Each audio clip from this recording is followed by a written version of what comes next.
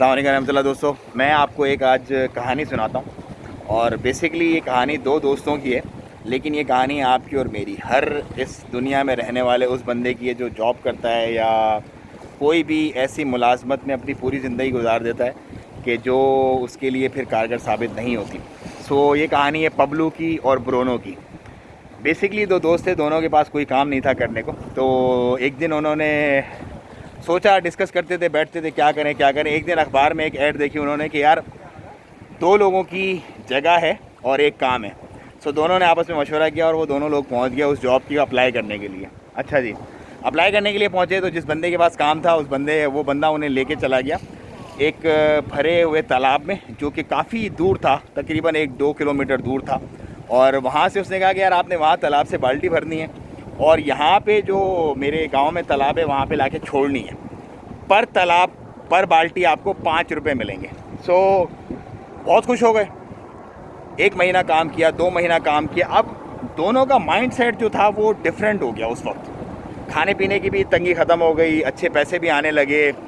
तो ब्रोनो ने एक दिन पबलू को बुलाया। उसने कहा यार पबलू, बात ये है कि देख, हम अभी ये काम कर रहे हैं, इतना सारे दिन हम बाल्टी लाते हैं छोड़ते हैं, बाल्टी लाते हैं छोड़ते हैं, 4 से 5 बाल्टियाँ हम भर देते हैं, मतलब 20-25 रुपये हम कमा लेते हैं और कारोबार वगैरह, मतलब अपना धंधा सेट चल रहा है, रोटी पानी की अब टेंशन नहीं है कोई। लेकिन मैं ये चाहता हूँ और मैं ये सोच रहा हूँ कि कल को खुदा ना खास्ता मेरी अगर टांग टूट जाती है या कोई बीमारी आ जाती है, ऑफ कोर्स आगे चल के खर्चे भी बढ़ेंगे, लेकिन बाल्टियाँ तो हम 4 ही ला सकते हैं। तो क्या कुछ ऐसा किया जाए कि हमारी इनकम जो है वो बढ़ जाए। तो पबलू ने कहा भाई मैं तो मस्त हूँ, मैं तो ऐसे ही। तो लेकिन ब्रोनो ने क्या किया, ब्रोनो ने कहा नहीं, मैं इसका कुछ अल्टरनेट निकालूंगा और मैं कुछ ऐसा अपना सेटिंग बनाऊंगा कि मुझे ये परेशानी ना उठानी पड़े और हम एक पाइपलाइन डालते हैं इसमें।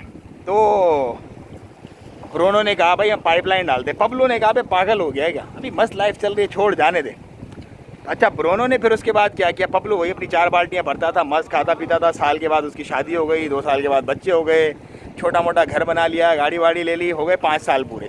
लेकिन ब्रोनो ने उस दिन से ही 1 बाल्टी सिर्फ वो भरता था कि उसके रोज़ का गुजारा हो जाए, और जो 3 बाल्टियों का टाइम था ना, वो टाइम उसने लगा दिया अपनी पाइपलाइन के प्रोजेक्ट पे कि कैसे पाइपलाइन डालूँ, कैसे पाइपलाइन डालूँ, कैसे पाइपलाइन डालूँ। भैया 5 साल पूरे हुए,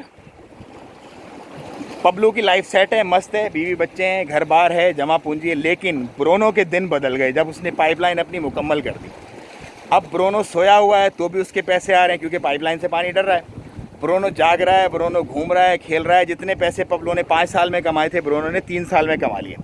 मोरल ऑफ स्टोरी क्या है इसका? मोरल ऑफ स्टोरी इसका बहुत सिंपल है कि आप जो 24 घंटे अपनी जॉब के चक्करों में रहते हो और वो लोग जो ओवर थिंकिंग करते हैं और स्मार्ट रहते हैं, क्योंकि खर्चे बढ़ेंगे, ऑफ कोर्स बच्चे होंगे, शादी होगी, खर्चे बढ़ेंगे, लेकिन जॉब से आपको उतने ही पैसे मिलेंगे। कल को खुदा न खास्ता बीमार हो जाते हो या खुदा न खास्ता डेथ हो जाती है तो कोई प्लान बी नहीं होता आपके पास, कोई पाइपलाइन नहीं होती।